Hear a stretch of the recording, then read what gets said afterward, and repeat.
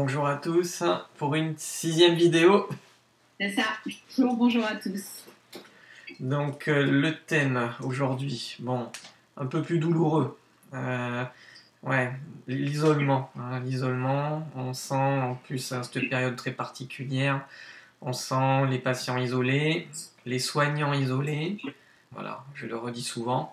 On parle tout le temps des urgences, de la réanimation, mais moi ce que je dis c'est que ceux qui sont en première ligne, c'est les infirmières libérales et les médecins généralistes en ville, quoi. Voilà.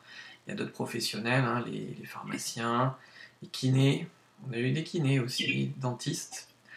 Donc là, les infirmières libérales, on s'aperçoit qu'il y a quand même cet isolement pesant au quotidien. Vous essayez entre vous de vous aider, vous passez beaucoup de temps à essayer de joindre un médecin. C'est 5 à 10 coups de fil par jour, on s'est aperçu. Voilà, il y en a même, elles font ça sur leur pause déjeuner pendant 1 heure. Elles essaient de joindre ou d'appeler la pharmacie. Donc on s'est aperçu, il y en a qui nous confient des prises de risques, avec notamment...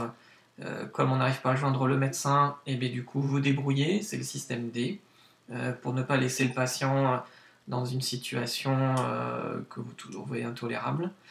Donc voilà, ça c'est le quotidien, ça s'aggrave actuellement, et en plus avec la diminution du nombre de médecins, sur les 5 ans à venir, ça ne va pas aller en s'arrangeant si on garde la même organisation. Voilà. Exactement. Et en fait, nous, dans notre réflexion, on s'est dit qu'il faudrait pouvoir avoir des alternatives. En réalité, dans un monde idéal, il faudrait qu'une infirmière libérale qui est au chevet d'un patient en détresse, quelle que soit la détresse, puisse contacter le médecin de son choix, le médecin avec lequel elle a l'habitude de travailler, ou peut-être un spécialiste avec lequel elle a l'habitude de travailler. Bon, il s'avère que c'est un peu compliqué par les temps qui courent pour différentes raisons. D'abord parce qu'on n'a pas forcément un réseau de médecins sur lequel on peut s'appuyer en fonction de là où on vit, là où on réside et là où on exerce. La deuxième raison, c'est que malheureusement, l'homme avec un grand H est plutôt réfractaire au changement, et donc tous les médecins n'ont pas forcément envie de passer à l'outil numérique pour essayer de soutenir les infirmières libérales qui sont sur le terrain. Donc, on s'est dit, voilà, dans un monde idéal, il faudrait qu'une infirmière puisse faire appel à son réseau. Et dans un monde toujours idéal, si réseau il n'y a pas, il faudrait qu'elle puisse s'appuyer sur un réseau de médecins qui arriveraient en backup, en fait, qu'elle ne connaîtrait pas forcément, et le médecin n'aurait pas forcément à connaître son patient, mais par contre serait disponible sans rendez-vous pour lui donner, pour réaliser, effectuer un diagnostic immédiat. Mais dans ces cas-là, ça veut dire qu'on s'appuie sur les compétences de l'infirmière libérale, on s'appuie sur le fait qu'elle connaît son patient, qu'elle a l'habitude de traiter ce patient-là, et donc le médecin s'appuierait sur ses compétences à elle et sur son empathie vis-à-vis de son patient qu'elle connaît bien.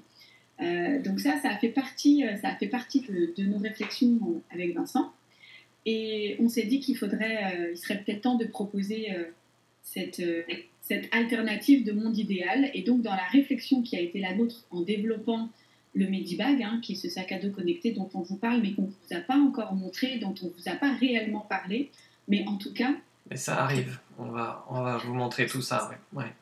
Non seulement on va vous montrer tout ça, mais surtout, on répond à ce point de douleur qui est le vôtre, et le Medibag va permettre que les infirmières libérales ne se sentent plus isolées quand elles sont chez un patient qui a un problème quel qu'il soit, qui a une détresse médicale quelle qu'elle soit, et qui va permettre justement...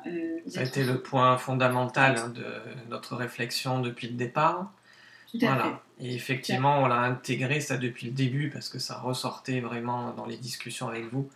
Et c'est vraiment là, voilà. Donc, on vous détaillera tout ça. Donc, tous ceux qui sont dans le groupe Infirmière 3.0, de toute façon, là, rapidement, on va vous montrer en fait une série de vidéos pour vous expliquer tout ça en détail. Voilà. Exactement. Restez connectés et on va étudier encore dans les 3-4 prochaines vidéos les différents points de douleur qui nous ont été remontés par le biais du groupe, mais celui-ci était vraiment principal. À bientôt. À bientôt, au revoir.